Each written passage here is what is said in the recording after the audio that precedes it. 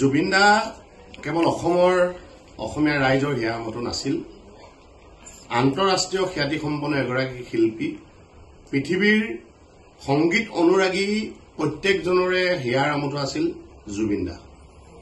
কিন্তু এতিয়া দেখিবলৈ পাইছো জুবিন দাক লৈ যেন সকলোৱে ৰাজনীতিত ব্যস্ত হৈ পৰিছে। জুবিন দা সমাধি ক্ষেত্ৰলৈ যাবলৈ অসমৰ মাননীয় মুখ্যমন্ত্ৰী ডাঙৰীয়াই SOP জাৰি কৰিছে। এক অদ্ভুত কথা।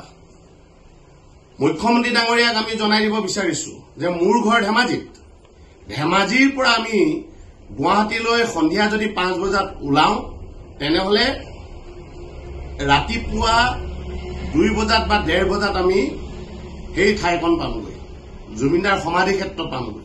আৰু সেই সময়ত যদি আমি তাত সোমাব নোৱাৰো, আমি তাত যদি আগতে বন্তি জ্বলাব নোৱাৰো, তেনেহলে কি ধৰণৰ অদ্ভুত এক SOP। জুবিনদাৰ সমাধি ক্ষেত্ৰলৈ যাবলৈ কোনো ধৰণৰ SOP আমাক দৰকাৰ নাই। গতিকে অসমৰ মাননীয় মুখ্যমন্ত্ৰী ডাঙৰীয়াক আহ্বান জনাইছো এনেকুৱা ধৰণৰ SOP দিয়াৰ পৰা বিৰত থাকক। আৰু লগতে সকলো পক্ষকে আহ্বান জনাব বিচাৰিছো যিসকলে তাত গৈ মাদক দ্ৰব্য সেৱন কৰি এক অপ্ৰীতিকৰ পৰিৱেশ সৃষ্টি কৰাৰ মানসিকতা লৈ তালৈ যায়, সেই সকলক আমি সাৱধান কৰি দিব বিচাৰিছো। সেইসকলক আমি ক'ব বিচাৰিছো যে অসম চৰকাৰক SOP জাৰি কৰিবলৈ সুবিধা আপোনালোকে দিছে, আপোনালোকে ইয়াৰ পৰা বিৰত থাকক। বাৰে বাৰে এই ধৰণৰ অপ্ৰীতিকৰ পৰিৱেশ সৃষ্টি কৰিবলৈ যাব, তাত আমি সাধাৰণ ৰাইজে আপোনালোকক কেতিয়াও সহযোগিতা নকৰো। আপোনালোকে মাদক দ্ৰব্য সেৱন কৰি গৈ তাত জুবিন প্ৰেমী হ'ব নালাগে। সঁচাই যদি আপোনালোক জুবিন প্ৰেমী, জুবিনদাৰ অনুৰাগী, তেনেহলে ভদ্ৰভাৱে যাওক, তাত চাকি বন্তি জ্বলাওক, তাত নাম প্ৰসংগ কৰক, মায়াবিনী গাওক, ৰৈ ৰৈ বিনালে গাওক, তাত আমাৰ আপত্তি নাথাকিব। আমাৰ আপত্তি থাকিব সদৌ টাইম ছাত্ৰসন্থাৰ আপত্তি থাকিব তাত যদি আপোনালোকে গৈ মাদক দ্ৰব্য সেৱন কৰে, পৰিৱেশ বিনষ্ট কৰে।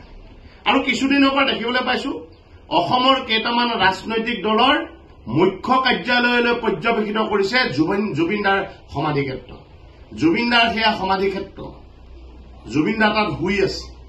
যিজন মানুহে ৰাজনীতি বেয়া পায় সেই মানুহজনৰ সমাধি ক্ষেত্ৰত গৈ ৰাজনৈতিক শ্লোগান দিব আৰু আমিবিলাকে তাত হয় ভয় দিম, এয়া কেতিয়াও হ'ব নোৱাৰে।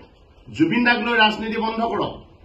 বিজেপি, কংগ্ৰেছ, অজাপ বা ৰাইজৰ দল সকলোকে কৈছো ৰাজনীতি বন্ধ কৰক। আৰু অসমৰ মাননীয় মুখ্যমন্ত্ৰী ডাঙৰীয়াৰ ওচৰত আমি দাবী জনাইছো যে আপুনি যি 3 মাহৰ ভিতৰত অৰ্থাৎ 90 দিনৰ ভিতৰত চাৰ্জশ্বিট দিয়াৰ কথা কৈছে, 90 দিন নহয়, আগন্তুক 30 দিনত চাৰ্জশ্বিট দিয়াৰ ব্যৱস্থা কৰক।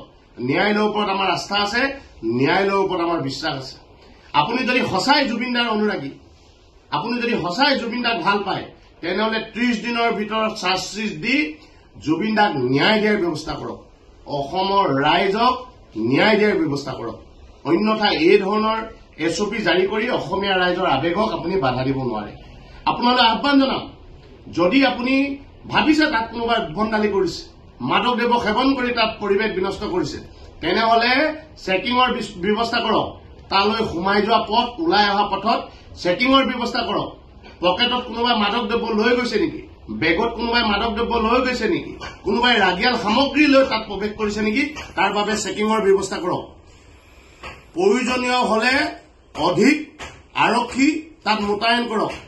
CC কেমেৰা ব্যৱস্থা কৰক। যদি CC কেমেৰা এতিয়া 2টা আছে তেনেহলে CC কেমেৰা বেছিকৈ তাত ৰখাৰ ব্যৱস্থা কৰক। গতিকে এইখিনি কথা আপোনালৈ আহ্বান জনাইছো।